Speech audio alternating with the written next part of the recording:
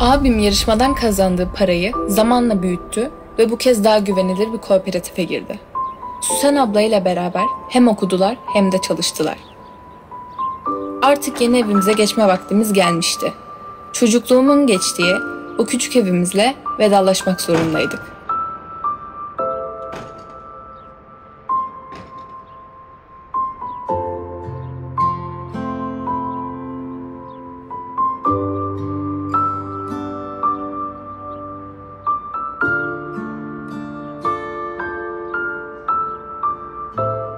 Neden güldün abi?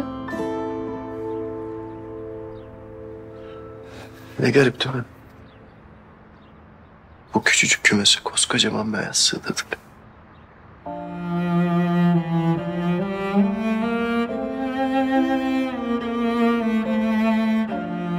Amca, biz şu kümeste kalabilir miyiz?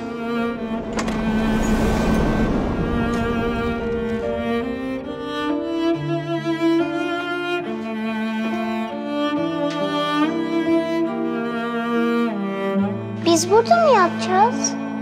Evet. Ama burası çok pis. Çok da karanlık.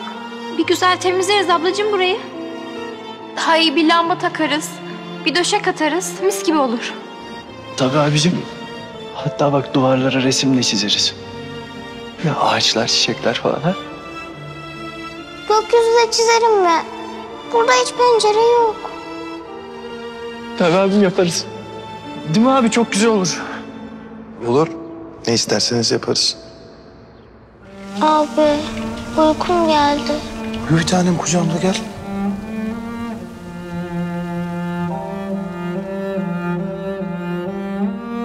Günaydın. Günaydın amca. Günaydın amca. Ben de size sandviç yapmıştım ama. Sağ ol amca. Koy sonra yeriz onu da. Tamam ya. Abla, Ömer abi. Evimiz çok güzel oldu. Amcam yaptı. Pencere de var artık. Amca sen ne yaptın ya? Size ev yaptım. Nasıl, beğenmediniz mi? Çok güzel olmuş. Çok yıkıldınız. Amca sobada kurmuşsun. Çok sağ ol be. Fadırım, burası bayağı ortam olmuş ha. Kuzen, oğlum burada var ya bir parti veririz. Hani abartma be. Yıkacağım burayı. Yarın boşaltın. Abi ne olur yıkmasın. Amca ne olur atma bizi buradan. Yıkma evimizi. Kalacak başka hiçbir yerimiz yok. Sokakta kalırız biz. Amca ne olur üşürüz biz. Cebimizde 5 kuruş para yok. Çay bile içemiyoruz, çay. Ayakkabımın altı delik ya, altı. Yapıştırıyorum yine su alıyorlar. Çok bir şey istiyorum ya. Karnım acıkınca bir tane simit istiyorum. Çok bir şey istiyorum. Bir tane simit be. Tam markette ekmek düşütüyor diyorum. Tam arkamda böyle pat küt konfeti patlattılar. Konfeti mi? Konfeti. Sonra bir baktım etrafıma toplandı insanlar. Meğerse dükkanın 1. müşterisiymişim kızım. Şans ilk defa yüzüme güldü be. Sonra da hediyeliğe bunları mı verdin? Aynen öyle. Gofret de koymuşlar. Var kızım, her şey var. O zaman Türkiye'nin en iyi aşçıları. Haydi mutfağa, haydi.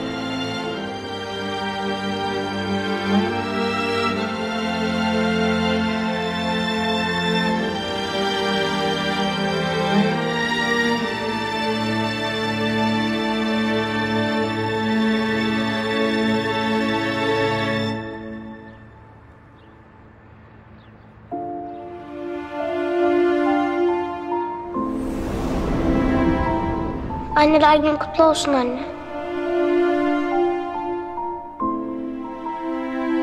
Anneler günü kutlu olsun Miss Kukul.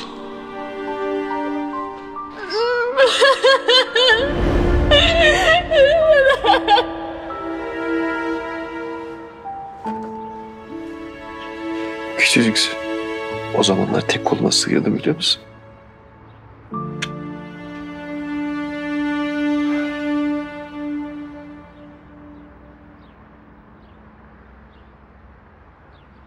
Yeni hayatımıza hazır mısın abiciğim?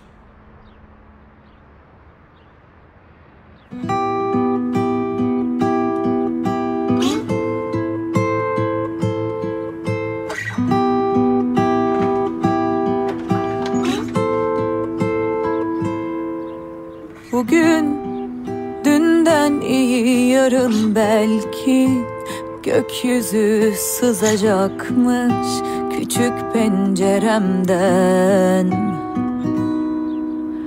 Öyle yine de ışık aramakla geçecek hayat ne de olsa. Yeşillerde var arayıp bulana.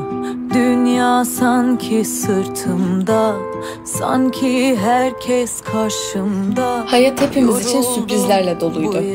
Ailecek gideceğimiz upuzun bir yol vardı önümüzde. Anne, ne olur konuş benimle. En azından rüyamda vesile tutunmama. Öyle yine de ışık aramakla geçecek hayat ne de olsa. Yeşillerde var arayıp bulana.